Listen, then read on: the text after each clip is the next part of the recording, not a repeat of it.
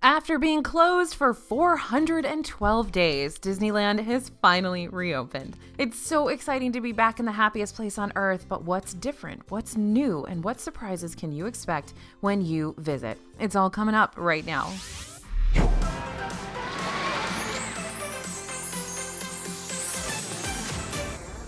Hey everybody, it's AJ for Disney Food Blog. Disneyland and Disney California Adventure are officially reopened as of April 30th, 2021.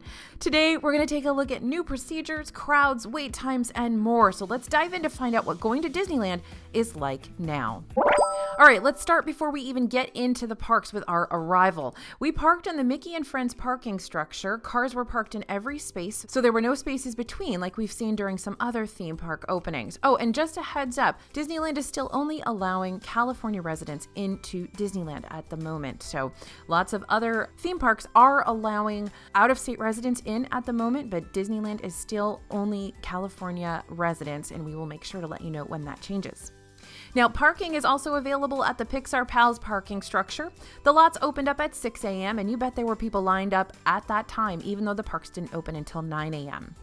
Security and temperature checks were a breeze. Your temperature is taken with a touchless thermometer, and you walk through a security scanner. If you have bags, you'll be directed to bag check. Wheelchair, ECV, and stroller rentals are available on the ground floor of the parking garage between temperature checks and the security checkpoint. Be ready to walk because the parking lot trams are not running right now, just like in Disney World. And lines to get into the park were long first thing on opening day. There were multiple lines that reached all the way back to the parking garage, but things moved quickly. A cast member told us that despite the fact that folks had been lined up for hours, we entered the park just 30 minutes later than the first person in the gates. The ticket points had plexiglass and plastic barriers for health and safety, and once we were inside, cast members lined the stretch towards Sleeping Beauty Castle, waving and welcoming everybody back. All right, let's talk theme park reservations, because this is a big change to how it was before the closures. Like the Disney Park Pass system in Disney World, all guests, including annual pass holders and resort guests, must have an advanced reservation for park entry in addition to theme park tickets. Your traveling party cannot exceed 3 households, and at this time, reminder, only California residents can visit Disneyland. Park hopping is also back and will begin at 1 p.m. each day. Like at Disney World, you will need to make a park pass reservation for your first park of the day, and then you can hop to the other park. Okay, let's talk about those health and safety measures. Masks are currently required for all guests ages 2 and up throughout the entirety of Disneyland Resort, and social distancing will be enforced in queues just like we've seen in Disney World. There are more stringent cleaning practices and more cashless and touchless transaction procedures in place.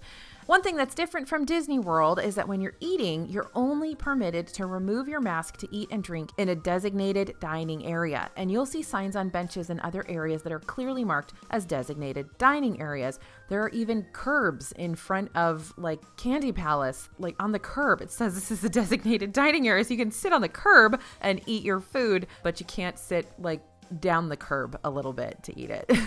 I hope that makes sense.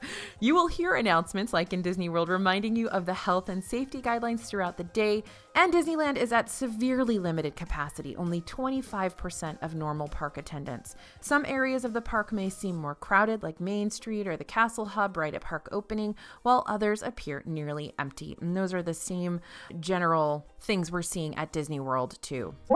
Okay, let's talk rides. As per California's theme park reopening guidelines, all queues for attractions and rides must be outdoors, and there should be plexiglass installed to ensure that there are at least 6 feet between groups. Many of Disneyland's queues were already outdoor queues, so this isn't a major issue. You will see lines winding very far from the entrance of the ride in order to keep guests 6 feet apart. Indiana Jones is actually using part of the Jungle Cruise queue while that ride is still closed. For rides with sections of indoor queue, you'll just quickly walk through to get to the ride, no start and stop lines.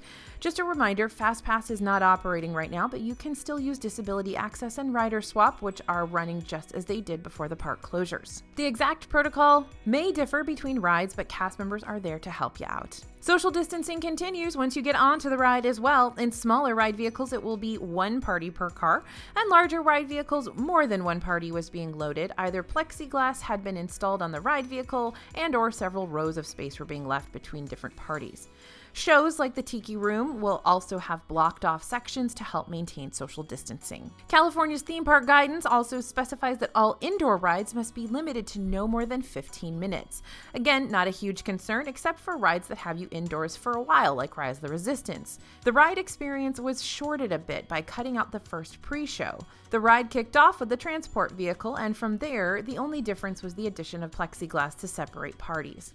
Speaking of Rise of the Resistance, better brush up on your boarding group how-tos, Disneylanders. The virtual queue is working nearly the same as it did before Disneyland closed last year. One of the big changes is now guests have 2 opportunities to acquire a boarding group. 7 a.m. for those with Disneyland reservations or park hoppers who start their day in Disneyland, and at 12 p.m. for those guests in addition to park hoppers who start their day in California Adventure and who have already scanned into that park.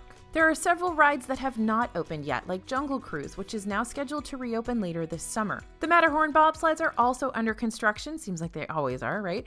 You can check the full list of what's open and what's not over at DisneyFoodblog.com. Snow White's Enchanted Wish is now open. This is the reimagining of Snow White's scary adventures. There are several new scenes, like the Mine scene, which uses new projection technology and lighting effects to bring this ride into the 2020s. The Terrifying Witch is still there, but the ride has a much happier ending.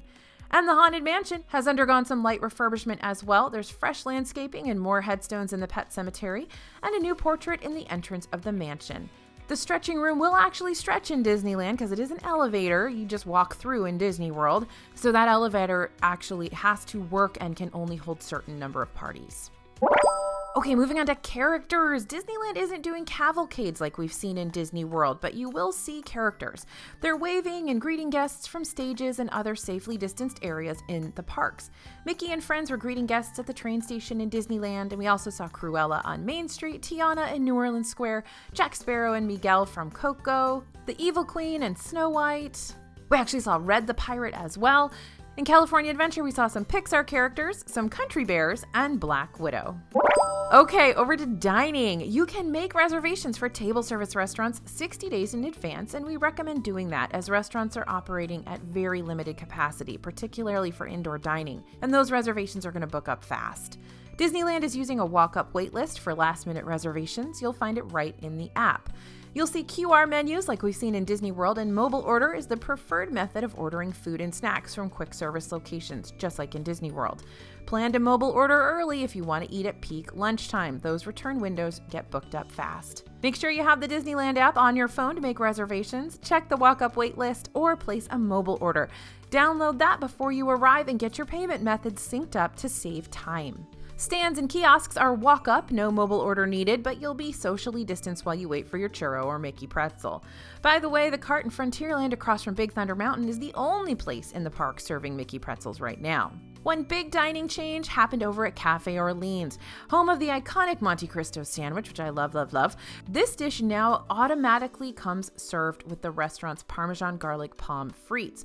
But the bad news, the Monte Cristo is only half a Monte Cristo. Previously, you could get a full Monte Cristo or 4 cornered pieces for $21 at Cafe Orleans. Now you can just get 2 quartered pieces for $21, but you do get those pommes frites, so yeah, that's the situation. Now, you actually can't order the fries as a side dish anymore. You can replace a side dish with the fries, but you can't order them separately any longer. We'll see if that changes. And of course, one more dining note. Of course, Blue Bayou is not open yet. When it does reopen, it will be introducing more alcohol to the park. That will be the 3rd place in Disneyland Park you can get alcohol.